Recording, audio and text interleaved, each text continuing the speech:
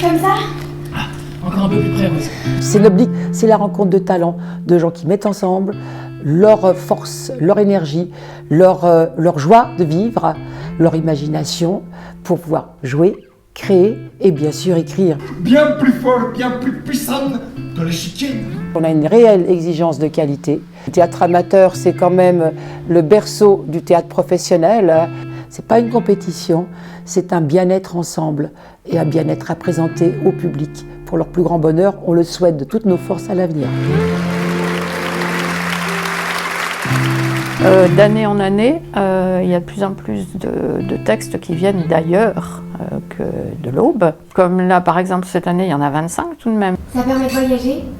Pour moi, c'est toujours un plaisir de venir, de lire, de découvrir des textes et puis de participer même au festival en ce qui concerne la leçon de théâtre avec les élèves qui peuvent participer depuis plusieurs années, on le fait. Et je trouve ça pour eux un bon petit tremplin, je dirais. De la boue? J'organise les comités de lecture pour la recherche des textes pour le vendredi soir. Le but, c'est de varier les textes car une mise en scène à l'autre sera complètement différente. Essayez de m'en tirer par la tangente, les hybrides. C'est pas pour les enfants, ça te regarde pas. Ça te regarde pas, ça te regarde pas. J'ai essayé de m'en tirer par la tangente. Chut, tais-toi, ça ne te regarde pas, les hybrides, c'est pas pour les enfants. Voilà une idée. Bah, c'est idiot. Alors, j'ai essayé de m'en sortir par la tangente. Chut. Allez, ce n'est pas pour les enfants, les hybrides. Alors voilà l'idée, c'est idiot. Ah oui. C'est vraiment très passionnant. Personnellement, je ne connaissais pas Cénoblique et on m'a vraiment laissé les portes ouvertes pour que je puisse m'investir pleinement. Je suis particulièrement impliquée dans la leçon de théâtre.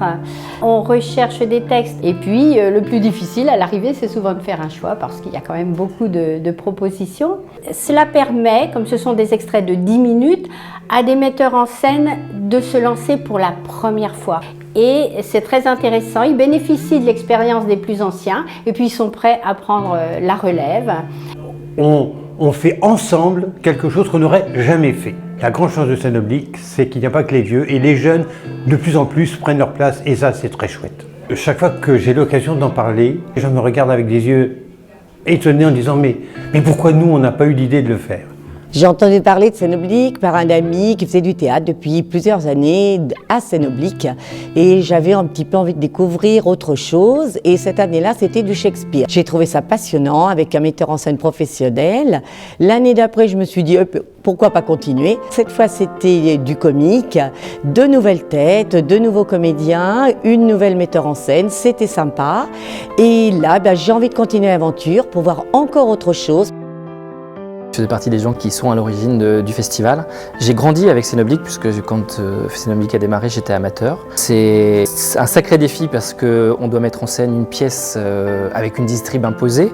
Donc il faut avoir un peu de chance de pouvoir faire des mises en scène avec 12 comédiens, ça n'arrive plus dans le milieu professionnel. Ce qui est très chouette sur Cénoblique, c'est ce pont qui existe entre les amateurs et les professionnels, qui est pas si fréquent, surtout dans l'acte de création même.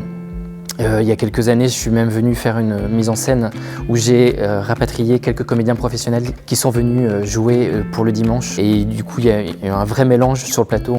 Ça laisse espérer vraiment de beaux jours pour le festival.